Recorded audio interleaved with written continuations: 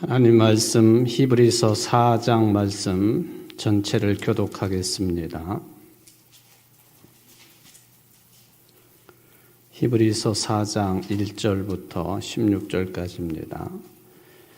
그러므로 우리는 두려워할지니 그의 안식에 들어갈 약속이 남아있을지라도 너희 중에는 혹 이르지 못할 자가 있을까 함이라.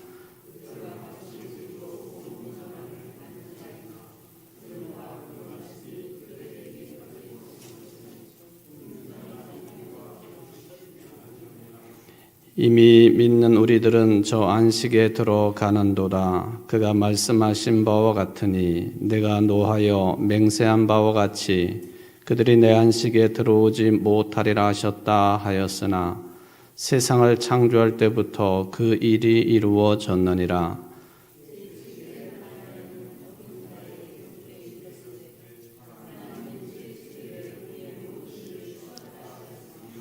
또 다시 거기에 그들이 내 안식에 들어오지 못하리라 하였으니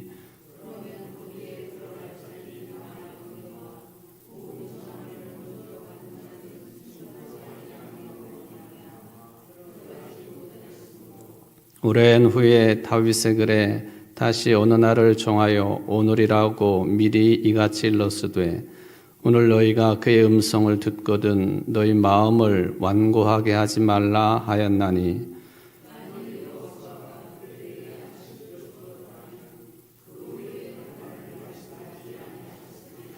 그런즉 안식할 때가 하나님의 백성에게 남아 있도다.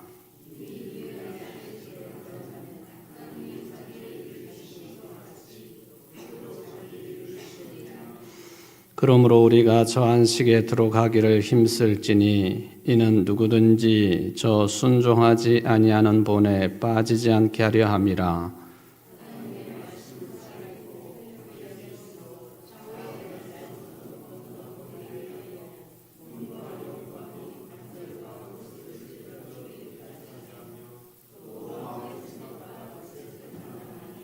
지으신 것이 하나도 그 앞에 나타나지 않음이 없고 우리의 결산을 받으실 이의 눈앞에 만물이 벌거벗은 것 같이 드러나느니라.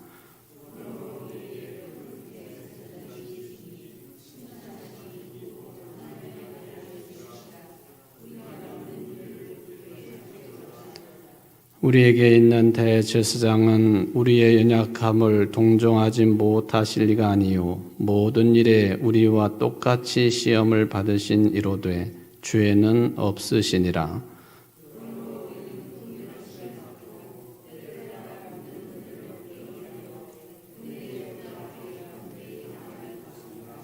아멘. 오늘 12월 24일 성탄 이브, 크리스마스 이브 날입니다.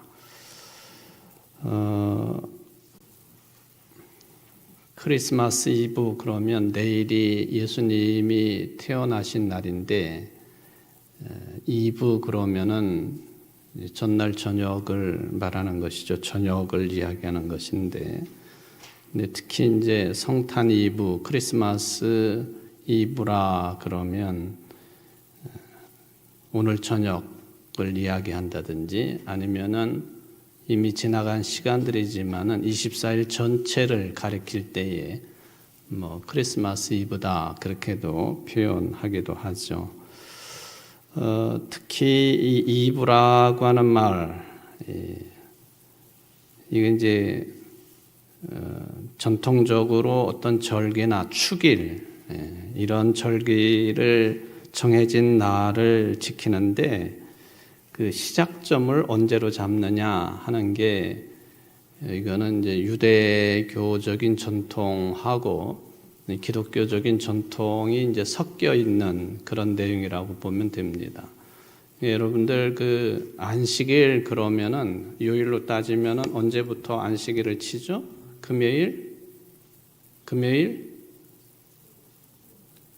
뭐 정확한 시간은 말할 수 없지만 금요일 해질 무렵부터 그죠?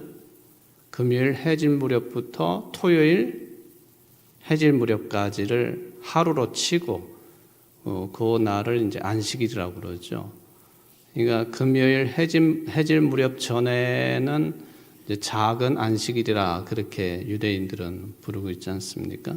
그러니까 이 크리스마스 이브도 그런 개념으로 이제 받아들이면 됩니다. 그러니까 오늘 해질 무렵부터 내일 해질 무렵까지 이게 아기 예수 탄생을 기념하는 크리스마스. 그러니까 이미 크리스마스는 시작되었다 해도 틀리지 않는데 우리들이 지키고 있는 어떤 날 개념하고는 좀 차이가 있기는 합니다. 그래서 크리스마스 이브 그러면 오늘 저녁에 자정쯤에 이제 뭐 가톨릭이나 이런 데서는 미사를 드리고 그러지 않습니까? 크리스마스라고 하는 말 자체가 그리스도에게 바치는 미사 그런 뜻이지 않습니까? 크리스마스, 그리스도에게 바치는 예배, 미사 이게 이제 크리스마스입니다. 근데 오늘날 크리스마스는 그리스도에게 예배를 드리는 그런 날이라기보다는 우리끼리 좋아하고 기뻐하고 먹고 마시고 즐기고 하는 날로 변질이 된 것은 이미 오래전 일이라고 볼 수가 있겠습니다. 어쨌든 여러분들이 이제 대부분 어릴 적에 이 날은 뭐 여러 가지 교회에서 행사와 또 축하 잔치 이런 것들이 진행되는 그런 기억들을 다 가지고 있을 터인데 오늘날은 이제 그런 것들은 거의 사라지고 우리 편의에 따라서 뭐 잔치도 하고 이제 지난 주일날 우리가 했던 것이 이제 그런 개념이라고 볼 수가 있겠습니다. 오늘 어쨌든 크리스마스 이브 날인 이 날 수요 예배 시간을 맞아서 히브리서 말씀을 이제 4장 네 번째 다루는 시간입니다. 아마도 다음 시간까지 5번은 다루어야 이 4장 전체를 끝낼 수 있겠다 하는 생각을 해보게 됩니다. 3, 4절에서 이 안식의 개념이 평화 또는 구원, 자유 이런 게 다 포함이 되어 있는 것인데 이 개념은 이 일의 실천은 이미 창조 때부터 이루어졌다. 하나님이 제7일째 되는 날 쉬셨다라는 그 개념이 여기에 이제 포함이 되는 것이죠. 바로 히브리서 기자는 안식의 온전한 개념을 거기에다 두고 있다라고 하는 것을 확인을 해볼 수가 있겠습니다. 그리고는 지난 시간에 그 5절, 6절, 7절 이야기를 하다가 멈추었습니다. 5절, 6절, 7절 시편 95편 내용을 인용을 한 그런 내용에 대해서 안식에 들어가지 못할 자들에 대해서 설명하는 내용이 되겠습니다. 구약과 신약 시대를 나누어서 볼 수 있는 그런 개념입니다. 율법을 받은 저들, 하나님도 안식한 그 안식을 누리지 못하고 있는 구약시대 때의 유대 백성들, 그걸 또 뛰어넘어서 복음의 소식을 들었음에도 불구하고 아직도 안식을 누리지 못하고 있는 예수를 그리스도로 믿고 있는 사람들, 이 두 개념이 여기에는 다 포함되어 있다라고 볼 수가 있겠습니다. 이런 관점을 가지고 이제 첫 번째 인물들, 구약의 말씀을 전해들은 유대인들이 율법을 받기는 했지만은 순종하지 못한 사람들이다 하는 개념이 여기는 담겨 있다고 볼 수가 있겠습니다. 그는 이제 복음을 전해드린 초대교회 교인들도 마찬가지라고 볼 수 있습니다. 그런데 구약의 율법의 말씀을 받은 유대인들이나 복음의 말씀을 받은 약속을 받은 신약시대 인물들이나 그 사람들 믿음이 없는 사람들이고 순종도 하지 않는 사람들이고 또 잘못된 사람들이라고 하는 생각을 할 가능성도 있습니다. 성경은 그걸 그렇게 심각하게 보는 것 같지는 않습니다. 그래서 표현이 정확하지는 않습니다. 누가 봐도 뻔하게 아는 잘못, 그거 그렇게 중요한 게 아니라고 하는 것이죠.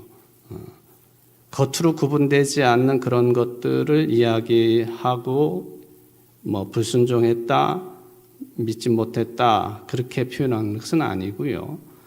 여기 불순종하고 믿지 못했다라고 언급을 할 때는 겉으로는 믿음 안에 있는 것 같지만 이거 하우링을 좀 줄이면 좋겠는데, 겉으로 볼 때는 믿음 안에 있는 것 같고 율법 안에 있는 것 같지만은 마음이 다른 곳으로 흩어져 있는 상태, 마음이 다른 데로 가 있는 그런 사람들을 말하는 것이다. 이게 겉으로 볼 때는 잘 드러나지 않는다 하는 것이죠. 근데 문제는 자기 자신도 내 마음이 어디에 가 있는지 그거 구분하기가 쉽지 않다 하는 것입니다. 특히 교회 안에서 신앙생활하는 사람들 가운데에는 이런 위험성이 훨씬 크다 하는 것이죠. 내가 하나님의 일을 한다고 하는 생각이 아주 충만하고 강한 그런 상태에 있을 때에는 이게 내가 어떤 잘못을 저지르는지, 또 나에게는 불신앙적인 요소는 없는 것인지, 또 불순종의 모습은 없는지, 이거 가려내기가 참 쉽지 않다 하는 것입니다. 특히 목사들에게는 그런 위험성이 더 크다라고 지적을 해볼 수가 있겠습니다. 그러므로 이 성경에서 말씀하고 있는 불순종이라든지 또는 완고한 마음이라든지 또 불신앙적이라든지 이런 것을 파렴치한 것으로만 보고 판단하면 안 되겠습니다. 겉으로 볼 때는 굉장히 세련돼 보이고 또 화려해 보이기도 하고 열심히 있는 것처럼 보이기도 하고 그럴 수 있어요. 그런데 그 내부를 들어가 보면은 자기 생각에 완전히 집착되어 있는 그런 상태에 놓여 있는 교인들이 겉으로는 매우 신앙적이고 순종적이고 또 열심의 모습으로 보일 수도 있다 하는 것이죠. 그런 상태를 가지고 성경은 불신앙적이다 또는 불순종적이다, 완고하다라고 표현을 한다고 볼 수가 있겠습니다. 이걸 어떻게 구분을 해낼 수 있을까? 저도 불가능하고 여러분들도 그런 구분할 수 있는 단계까지 올라선다고 하는 것은 매우 어려운 일이다라고 생각을 해 봅니다. 그냥 우리는 참 순수하게 기도할 뿐입니다. 기도할 뿐이에요. 우리는 부족하니까. 여기 기도를 해야 된다. 순종하는 사람이 돼야 되고 또 신앙적인 인물이 된다고 하는 것, 그것을 위해서는 늘 기도를 해야 되는데 무엇을 위해서 기도를 해야 되느냐 하면은 예수님께서도 그 말씀을 주셨는데 하나님의 나라와 의를 위해서라고 하는 표현이 여기는 딱 합당합니다. 하나님의 통치, 하나님의 생명을 향유하고 누리기 위해서는 우리가 무던히 기도해야 된다. 무던히 기도해야 된다. 거기에 우리의 마음을 기울여야 되고 거기에 우리의 마음이 가 있어야 되고 이게 순종이다라고 하는 것을 생각을 해볼 수가 있습니다. 근데 눈에 보이지 않아요. 그러니까 기도하는 게 최선이다라고 말씀드립니다. 성령께서 우리의 영혼을 끌어주셔서 하나님의 통치와 하나님의 생명과 하나님의 평화에 우리의 마음이 가 있을 수 있도록 이끌어 달라고 하는 기도, 이것이 최선이고 또 그것밖에는 할 일이 없다 하는 그것이죠. 우리가 뭘 할 수 있겠습니까? 할 수 있는 게 없어요. 그리고 그 마지막 판단은 하나님만이 하시는 거죠. 우리 인간들이 할 수도 없는 것이고 또 성직자인 목사가 할 수도 없는 것이죠. 그러니까 하나님께만 이 모든 판단의 전권이 있는 것이니까 하나님께만 맡겨야 된다. 그래서 초대교회 교인들이 가장 많이 불렀던 찬송가 가사, 그 가사 중에 보면은 어떤 가사가 있느냐 하면은 성령이 오소서, 성령이 오시옵소서. 성령께서 오셔서 나를 이끌어 주시고 인도해 주시고 하나님의 통치와 하나님의 생명과 하나님의 평화에 내 마음이 가 닿을 수 있도록 이끌어 달라고 하는 기도. 그 기도만 무던히 우리는 계속 할 수밖에 없겠다 하는 것이죠. 우리는 계속 흔들리는 사람들이기 때문에 초대교회 교인들이 이것을 늘 찬송으로 기도를 했는데 베니상테 스피리투스라고 하는 성령이 오시옵소서, 성령이 오시옵소서. 그러니까 다른 기도 내용도 삼아야 되겠지만은 우리의 처음과 또 기도의 내용의 모든 그 바탕과 마지막에 우리가 드릴 수 있는 기도는 나는 부족하오니 성령이 오시옵소서, 나를 이끌어 주십시오, 나를 인도해 주십시오. 어디로? 하나님의 통치로, 주의 나라와 의로, 하나님의 생명으로 나를 이끌어 달라고 하는 그런 기도를 노래로 만들어서 자주 부르고 사용했던 것이 바로 베니상테 스피리투스라고 하는 성령이 오시옵소서라고 하는 그런 대주제가 된다는 것이죠. 오늘 우리 박종남 권사님 캐나다에서 잠시 귀국하셨다가 이 회중기도라고 하는 날벼락을 맞으신 것 같은데 감사를 드립니다. 감사드리고 그 기도라고 하는 것이 굉장히 어려운 내용이죠. 기도를 한다고 하는 것이. 더군다나 내가 개인적으로 기도하는 게 아니고 회중들을 대표해서 회중기도, 대표기도를 한다고 하는 거 굉장히 힘든 일입니다. 아무리 능숙하게 한다 할지라도 그러니까 요즘에는 대부분이 다 이렇게 기도문을 써서 그렇게 기도를 하도록도 안내도 하지만은 그렇습니다. 얼마 전에 그 그리스의 성산이라고 불리우는 아토스 산이라고 하는 산이 있는데 그 산 자락에는 높이가 2,000m가 넘는 그 최고봉도 있고 그런데 20개 정도의 수도원이 있어요. 언제도 제가 주일 예배 시간에 이런 내용을 잠깐 말씀을 드렸는데, 그러니까 서기 885년부터 수도사들만 생활하도록 아예 그렇게 구역을 정해놓은 거죠. 그게 이제 아토스산이라 그렇게 불리우는 것인데, 그러니까 수도사들 외에는 거기에 거주하지 못하도록 해놓은 성산이라, 거룩한 산이라 그렇게 불리우는 산이죠. 여기는 여성들에게는 참 미안하지만 가보고 싶어도 여성들은 못 들어가요. 여성은 출입금지이기 때문에. 또 20세 미만 나이도 들어오지 못하게 하고, 그리고 짐승들도 이게 암컷 짐승들은 출입금지, 그렇게 되어 있는 산이죠. 아주 유명한 산입니다. 남성들도 거기에 들어가려면은 마치 외국을 들어가듯이 비자를 받아야만이 들어갈 수 있는 그런 곳입니다. 20개의 수도원이 있는데 이 수도원을 선전하기 위해서 그걸 촬영했다고 저는 생각하지 않는데 그 수도사들의 하루 종일의 생활을 이렇게 쫓아가면서 이제 기록으로 남겨놓은 내용을 보게 되면은 그 기도가 굉장히 단순해요. 그런데 똑같은 내용을 계속 반복을 합니다. 우리가 꼭 수도사가 되어야 되겠다 그런 차원에서 말씀드리는 게 아니고 똑같은 내용을 계속 반복을 합니다. 예를 들면은 초대교회 교인들이 그랬던 것처럼 성령이 오시옵소서, 성령이 오시옵소서 그렇게 기도하듯이 이제 아토스 수도사들의 기도 내용도 그렇다 하는 그런 장면을 동영상으로 본 적이 있습니다.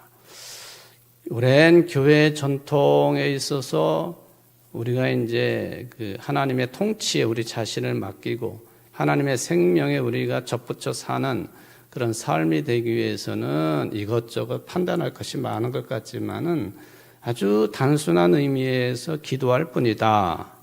기도할 뿐이다. 예수님이 기도에 대해서도 많은 말씀을 주셨지만은 중언부언하지 아니하고 기도할 뿐이다 라는 생각을 해볼 수가 있겠습니다. 그 다음에 이제 8절, 9절 말씀 한번 넘어가 보도록 하겠습니다. 여기 보면은 안식에 들어가지 못하는 자, 들어가는 자 이런 것에 대해서 설명을 해주고 있습니다.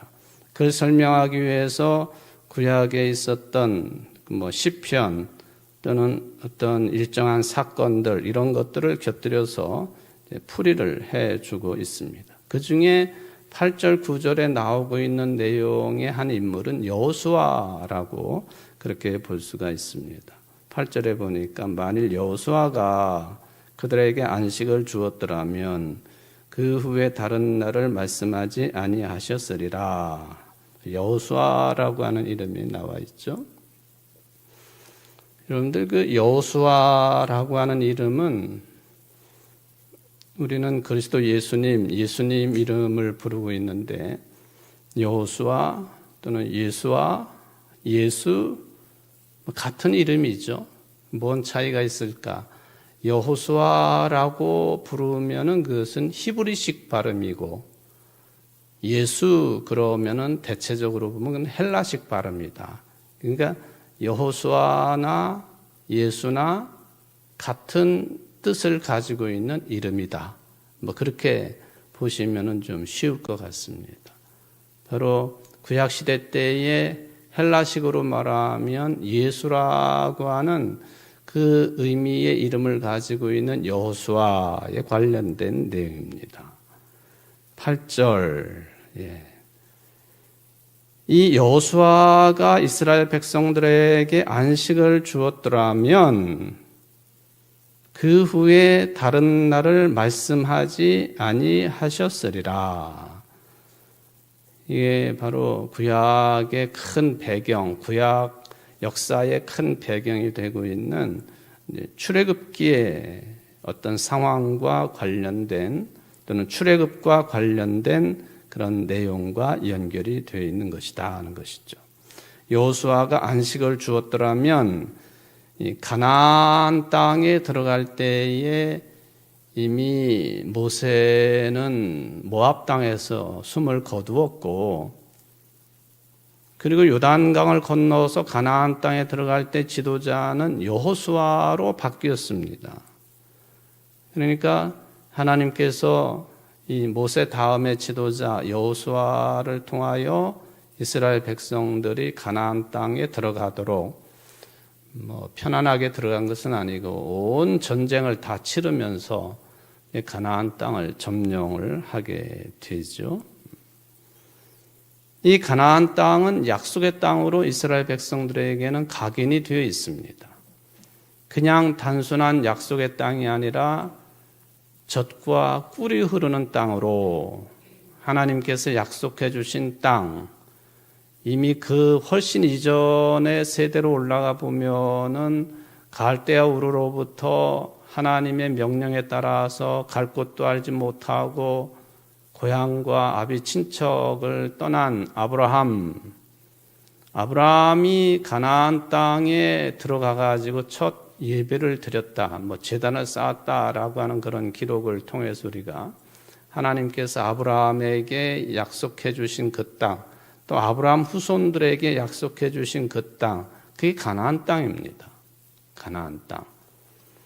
그것이 세월이 흐르고 흘러서 아브라함, 이삭, 야곱, 요셉 그리고 수백 년이 지난 뒤에 이스라엘 백성들이 출애굽을 하여 가지고 광야 40년을 지난 다음에 모세는 죽고 두 번째 지도자인 여호수아의 인도에 따라서 가나안 땅, 약속의 땅에 들어갔다. 이게 안식을 주었다라고도 그 당시 표현으로는 표현해 볼 수 있는 그런 내용이죠. 당연한 내용입니다. 애굽 땅에서 소수민족으로 노예처럼 어려움을 겪다가 그리고 광야 40년 생존조차도 불확실한 생활을 하다가 가나안 땅에 들어갔다. 이거는 물론 전쟁을 통해서 들어가기는 했지만은 최소한의 생존이라도 보장될 수 있는 환경으로 들어갔다. 이미 가나안 땅은 물론 일정 부분 목축업을 겸업으로 하고 있었지만은 이미 가나안 땅은 마치 히브리 민족이 애굽 땅 고센 지역을 중심으로 목축업을 하긴 했지만 그 고센 땅 자체가 나일강에 말하자면 지중해 연안과 붙어 있는 그 지역, 아주 질이 좋은 땅, 농사를 많이 짓는 그 한가운데다가 하나님께서는 이스라엘 민족을 집어넣으신 거고 거기에서 바로 왕의 배려로 목축업을 하며 지냈던 그 400년 동안의 세월이죠. 그러니까 농경사회에 대한 이미 경험을 이제 했던 이 히브리 민족, 물론 그 세대들은 대부분 가나안 땅에 들어가 보지도 못하고 광야에서 죽음을 당하고 말긴 했지만은 여호수아와 갈렙만이 20세 넘은 사람들 중에 살아남아서 이 백성을 이끌고 최소한의 생존이 가능한 농경 문화가 한창 꽃 피어 있었던 가나안 땅에 들어가게 되었다는 것이죠. 그러니까 먹고 사는 문제 일정 부분 해결이 된 그런 환경으로 들어간 거예요. 광야에서는 철저하게 유목 생활을 했다라고 말할 수도 없고 광야 40년은 낮에는 구름 기둥으로 밤에는 불 기둥으로 그리고 먹을 것이라고는 그저 아침에 들판에 나가가지고 만나라고 하는 것을 주워 40년 동안 먹을 수밖에 없었고 고기가 먹고 싶다고 하도 난리를 치니까 메추라기를 또 허락하셔서 고기를 먹게 하시고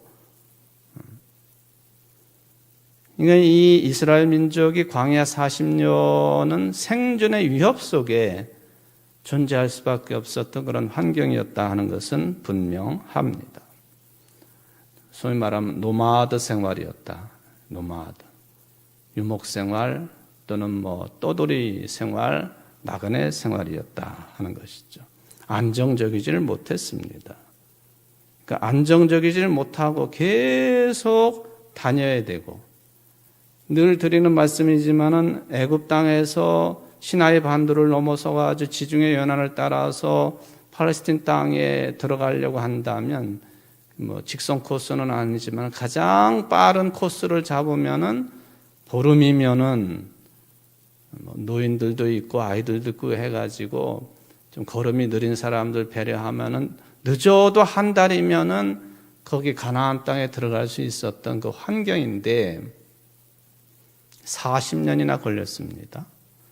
이리 돌고 저리 돌고 하면서 우압지졸과도 같았던 이스라엘 사람들을 그동안 훈련시키셔서 또 가나안 원주민들과 전쟁을 할 때에 지지 않을 수 있도록 훈련까지 된 그런 상태로 농경 문화 속으로 들어가게 된 이스라엘 백성들, 안정이 없고 계속 구름 따라 불 따라 돌아다녀야만 되었던 이스라엘 백성들에게 쉼이 주어졌다. 여기 이제 쉼이라고 하는 표현, 안식이 주어진 상태가 가나안 땅의 입성이라고 우리가 볼 수가 있겠습니다. 눈을 붙일 수 없는 그런 상황에서 이제는 눈을 붙일 수 있는 그런 상황이 되었다 하는 것이죠. 바로 이 일을 이룬 지도자가 여호수아였습니다. 그래서 히브리서 기자는 일단은 이스라엘 백성들이 가나안 땅에 들어감을 통해서 쉼을 얻었다라고 일단은 표현을 합니다. 그러나 성경이 말씀하고 있는 안식은 못 얻었다. 안식이 완성되지 못했다 하는 그 개념으로 여호수아를 언급을 합니다. 그래서 우리는 이제 성경을 해석을 해야 되니까 바로 이 광야 40년 그리고 그걸 끝내고 농경 문화가 꽃 피어져 있었던 가나안 땅에 들어간 이스라엘 백성들, 그걸 보면서 우리 자신들을 돌아보게 되지요. 그건 어떤 의미가 있느냐? 우리가 살고 있는 이 지상의 삶, 이 땅에서의 모든 삶은 광야나 가나안 땅으로 대표되는 것이다. 그렇게 이제 일단 해석을 해볼 수가 있겠습니다.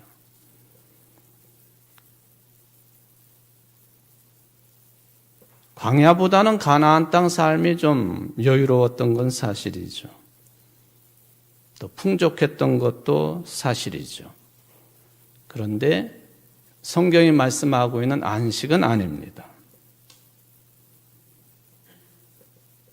이걸 비교하자면 가난하게 사는 사람이나 부유하게 사는 사람이나 안식이 없는 것은 똑같다.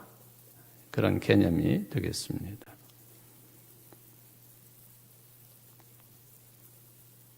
그 나라의 개인 한 사람 한 사람의 소득이 1년간 소득이 얼만큼 되는가 뭐 이런 거를 매년 통계 수치를 내지만 신반불이 넘는 그런 나라 국민들의 삶이나 우리나라가 지금 한 3만 5천 불 정도 되는 삶을 살고 있다고 보는데 우리나라의 삶이나 1,000불도 안 되는 그런 삶을 살고 있는 나라의 국민들의 삶이나 안식이 없다. 안식이 없다. 오히려 수준이 높아지면 높아질수록 더 풍요로울수록 아둥바둥 살아가는 게 현실이다. 이게 우리의 현실적인 삶 속에서 우리가 자주 경험하고 있는 바 그런 내용이죠. 그런데도 사람들은 그런 삶에 죽자사자 매달리고 있다. 왜 그럴까? 참 안식의 의미가 무엇인지 또 참 안식에 대한 체험을 모르기 때문에 그런 것이라고 해석을 해볼 수가 있겠습니다. 우리 그리스도인들도 거기에 벗어나지는 못합니다. 오히려 그리스도인으로 살고는 있지만은 바알을 섬기던 그 모습처럼 그렇게 살면서 말로만 예수를 그리스도로 믿는다 하고 말로만 하나님을 믿는다라고 할 때 그 차이는 별로 없습니다. 실제 삶은 바알에 속아 사는 삶, 입으로만 예수 그리스도를 언급한다면 그 차이는 별로 없다 하는 것이죠.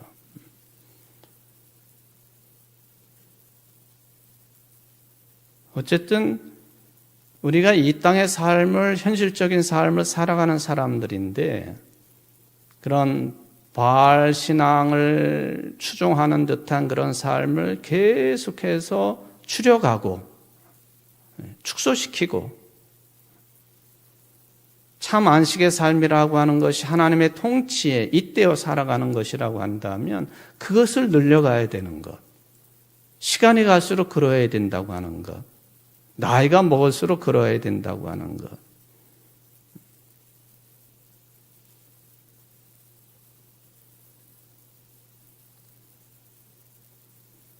히브리서 기자가 말씀하고 있는 것처럼 하나님의 온전한 구원과 통치, 또 마지막에 이루어질 하나님의 절대적인 구원의 세계, 새하늘과 새 땅, 새 예루살렘에 대한 우리의 영적인 비전, 그런 영적인 감수성, 영적인 통찰력, 이런 것들이 커져야 되고 풍성해져야 되는 것이지 갈수록 바알 신앙적인 것들이 커진다고 한다면 이 땅의 삶에 아둥바둥하고 살아가는 그 삶이 더 커진다고 한다면 그 어떻게 되겠습니까?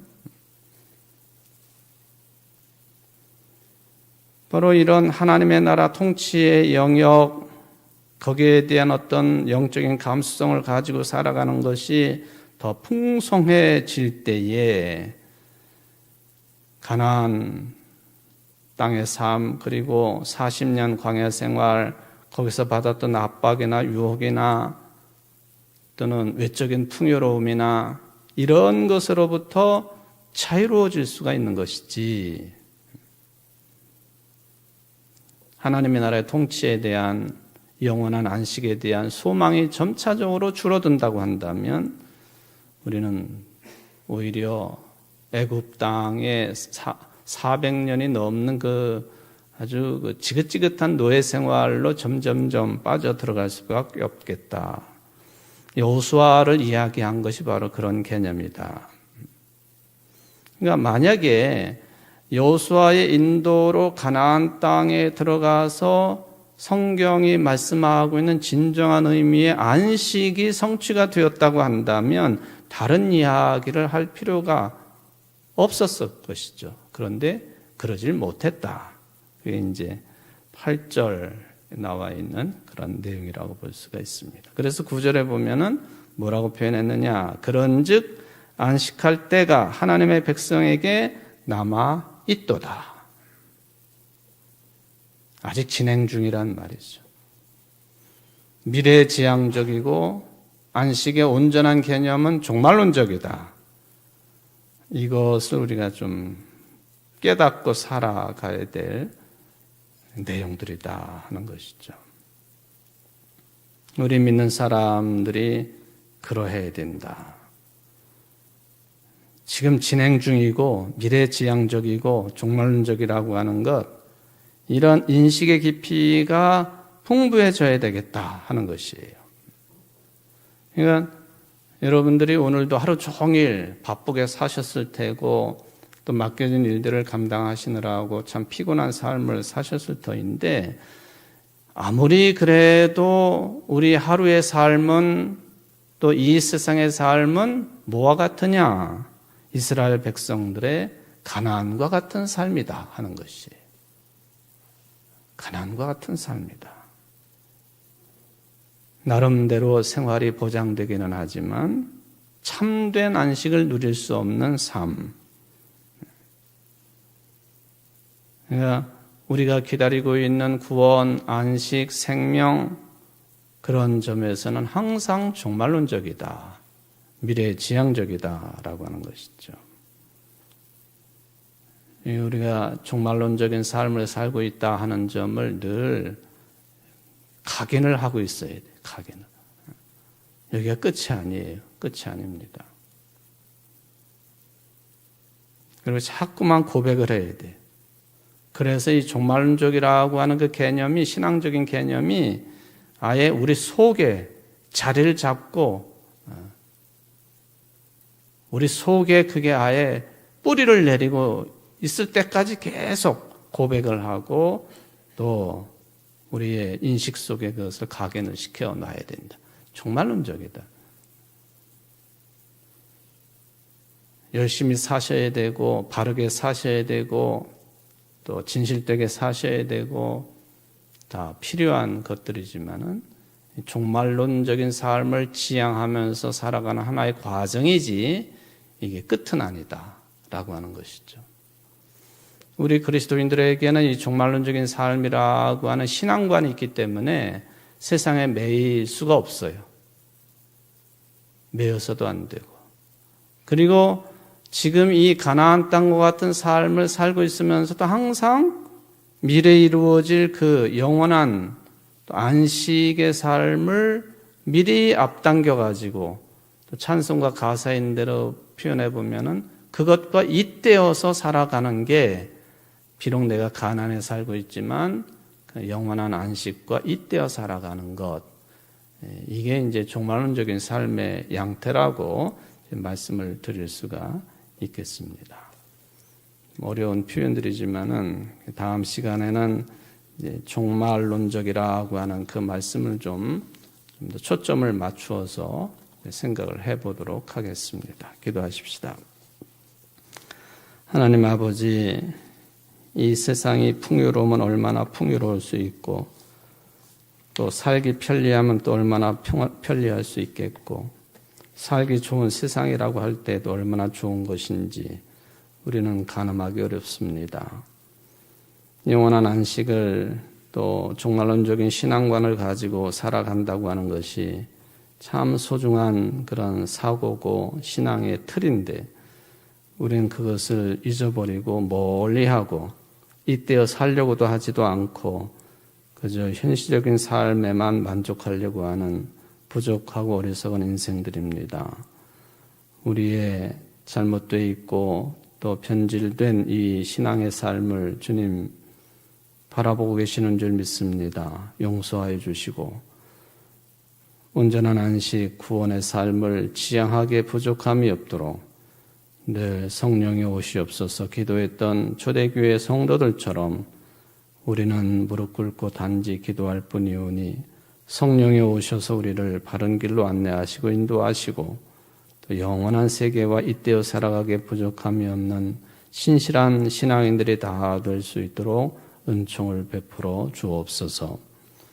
오늘도 하루 종일 바쁜 생활을 해왔던 우리 교인들 하나님 붙잡아 주시고 흔들리지 않게 하시고 신앙의 변질이 생기지 아니하도록 항상 이 그리스도 중심의 삶을 이루어갈 수 있도록 성령 충만함을 허락하여 주옵소서. 예수님의 이름으로 간절히 기도합나이다. 아멘.